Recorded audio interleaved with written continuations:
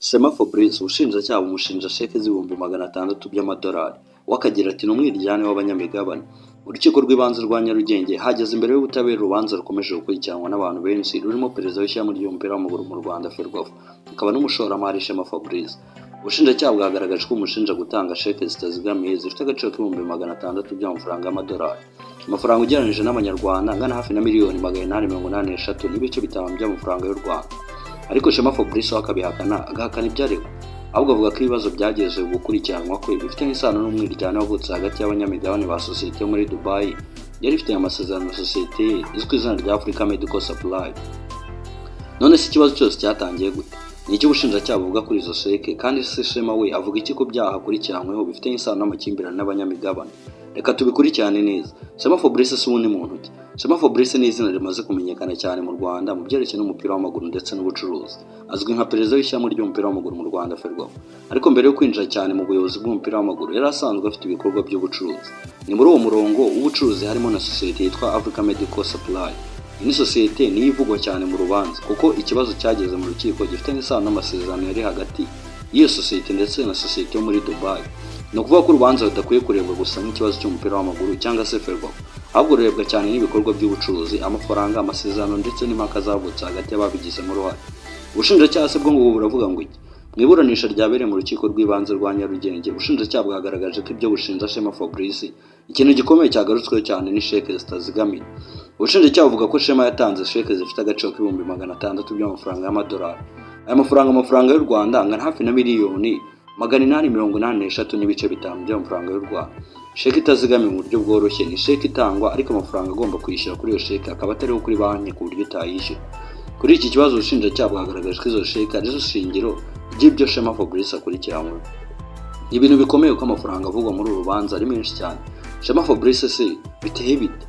Nubwo ubushinjacyaha bwagaragaye buvuga ibyo bumushinja, Shema Fabrice arabihakana. Ntabwo yemera ibyo aregwa, avuga ko bigomba gufatwa nk'ibibazo byaje hagati y'abakire baje kuzwa bagira ibibazo mu byerekeye n'imigabane. Imwe mu ngingo zikomeye cyane mu Rwanda ko ku ruhande rumwe ubushinjacyaha buvuga ko sheke zitazigamiye za miliyoni amagana y'amafaranga y'amanyarwanda, urundi ruhande Shema akavuga ko inyuma y'iki kibazo hari amakimbirane n'abanyamigabane. Bivuze ko urukiko rugomba kubanza kureba neza amasezerano yakozwe, uruhande rwa buri ruhande, uburyo amafaranga yagomba kwishyurwa ndetse n'impamvu izo sheke zatanzwe. Ese Africa Medical Supply yo ihurira n'iki kibazo? Mu nkuru yose izina rya Africa Medical Supply rifite umwanya ukomeye.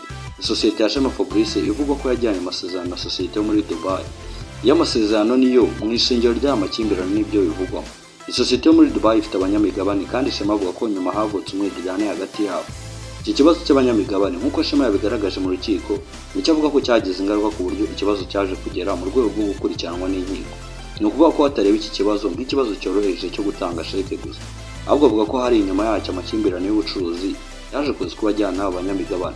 Ese ko ibihumbi 600 by'amadolari ari amafaranga akomeye muri ino dosi? Iyo tuvuga miliyoni 883 n'ibice bitanu by'amafaranga y'u Rwanda ntabwo ari amafaranga make. Niyo mpamvu urubanza rukomeje gukuraho amatsiko cyane. Ubushinjacyaha bushinja Shema gutanga sheke zitazigamiye z'amafaranga afite agaciro k'ibihumbi 600 by'amadolari. Ariko kuri Shema iki kibazo ntikigarukira kuri sheke gusa. Iki kibazo ni ukumenya ibikorwa byakozwe muri icyo gihe byari bifite ishingiro mu masezerano y'ubucuruzi hagati ye n'iyo sosiyete yo muri Dubai. Kandi cyane ni ukumenya ibyo ubushinjacyaha bushinja Shema niba bihuye nabyo ukazashyirwa imbere y'urukiko nabyo bikigwaho.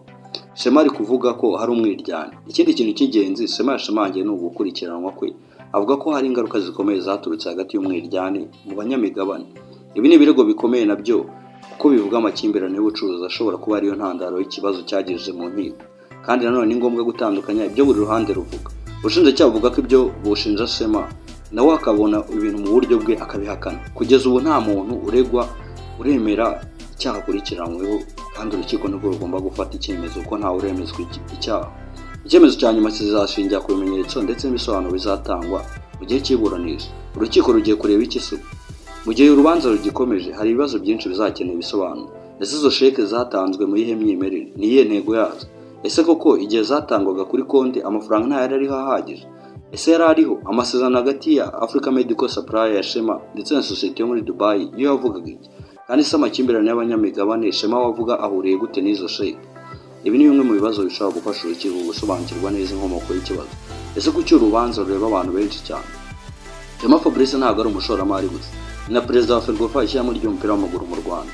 Ibi bituma urubanza rwe rukurikiranwa cyane n'abakunzi b'umupira w'amaguru, ariko ni ngombwa ko abantu batandukanye inshingano ze muri Ferwafa n'ibibazo by'ubucuruzi ari gukurikiranwa.